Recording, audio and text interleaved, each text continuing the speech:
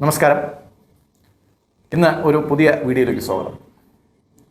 ഇന്നലെ തിരുവനന്തപുരത്തെ പ്രധാന വീതി രാജവീതി ഒരു പ്രകടനം കണ്ടായിരുന്നു. സമാനതകളില്ലാത്ത ഒരു പ്രകടനമായിരുന്നു അത്. എണ്ണത്തിലല്ല, വിഷയത്തിലായിരുന്നു. ആ പ്രകടനം നടത്തിയത് NSSൻ്റെ ആൾക്കാരായിരുന്നു. എന്തിനാണ് ആ ജാഥ നടത്തിയതെന്ന് ചോദിച്ചപ്പോൾ അവരുടെ നേതാവിന് പിന്തുണ അർപ്പിക്കാനാണ്.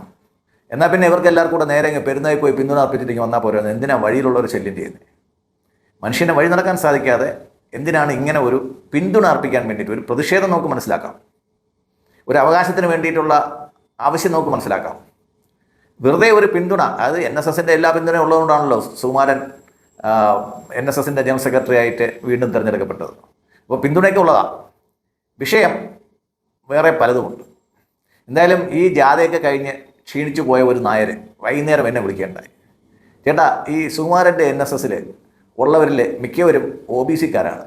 പക്ഷേ ഇവരൊക്കെ എപ്പോഴും സംവരണത്തിന് എതിർത്ത് സംസാരിക്കുകയും ചെയ്യുന്നു. ഇതിൻ്റെ ഔചിത്യം എന്താണ് ചേട്ടാ എന്ന് ചോദിച്ചു. ഞാൻ പറഞ്ഞു, NSSൻ്റെ ഭരണഘടന അനുസരിച്ചിട്ട് നായർ വിഭാഗത്തിലുള്ളവരല്ലാതെ മറ്റുള്ളവരെയും NSSൽ അംഗങ്ങളാക്കാനുള്ള വ്യവസ്ഥകളുണ്ട്. അതുകൊണ്ട് അവരും കൂടെ അംഗങ്ങളായിരിക്കും. ചേട്ടാ, അതല്ല, ഈ നായർ സർവീസ് സൊസൈറ്റി എന്നും പറഞ്ഞ് കരയോഗം വച്ചിട്ട് അതിൻ്റെ നേതൃത്വത്തിലിരിക്കുന്ന പലരും നായർ സമുദായത്തിൽപ്പെട്ടവരല്ല. ഞാൻ പറഞ്ഞു, അത് നമ്മുടെ മൂത്ത നായർ സമുദായത്തിൽപ്പെട്ട ആളാണെന്ന് നമുക്ക് വലിയ ഉറപ്പൊന്നുമില്ല. അപ്പോൾ ഇത് നമ്മൾ സഹിച്ചേ പറ്റുള്ളൂ എന്നുള്ളതാണ് ഒരവസ്ഥ.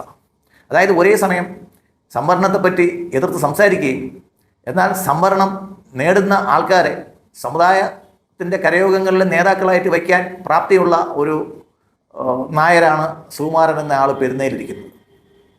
ഇങ്ങനെ ഒരു നായർക്ക് മുഖ്യമന്ത്രിയെ കാണണമെന്ന് ചോദിക്കുമ്പോൾ മുഖ്യമന്ത്രി ചെന്ന് കാണേണ്ട ആവശ്യമൊന്നുമില്ല.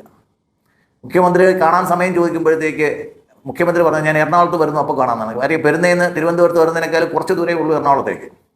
അല്ല, എനിക്ക് സൗകര്യമില്ല, എനിക്ക് തിരുവനന്തപുരത്ത് വരുമ്പോൾ കാണണം. അപ്പോൾ ഞാൻ ബജറ്റിൻ്റെ തിരക്കിലാണ്, അത് കഴിഞ്ഞിട്ട് കാണാമെന്ന് പറഞ്ഞു.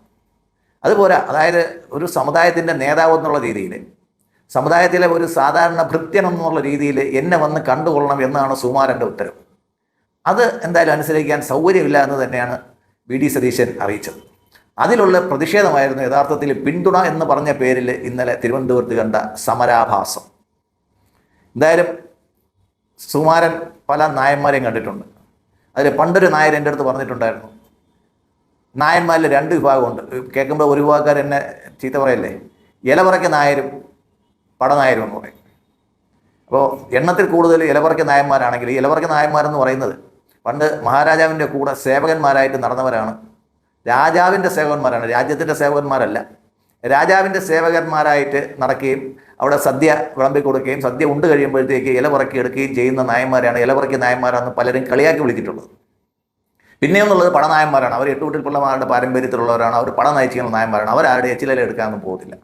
അപ്പോൾ ഇതെല്ലാവരും കൂടെ ചേർന്നതാണ് നായർ സമുദായമെങ്കിൽ അതിനെ നയിക്കുന്നത് ഇതിൽ ഏത് വിഭാഗത്തിൽ ഉള്ള ആളാണെന്ന് കാണുകയും മുഖ്യമന്ത്രിയായ നായർ ഏത് വിഭാഗത്തിലാണെന്ന് മനസ്സിലാക്കുകയും ചെയ്യേണ്ടത് NSS ജനറൽ സെക്രട്ടറിമാരുടെയും ഇന്നലെ പ്രക്ഷോഭം നയിച്ച നായന്മാരുടെയും കൂടെ ചുമതലയാണ്. നന്ദി, നമസ്കാരം.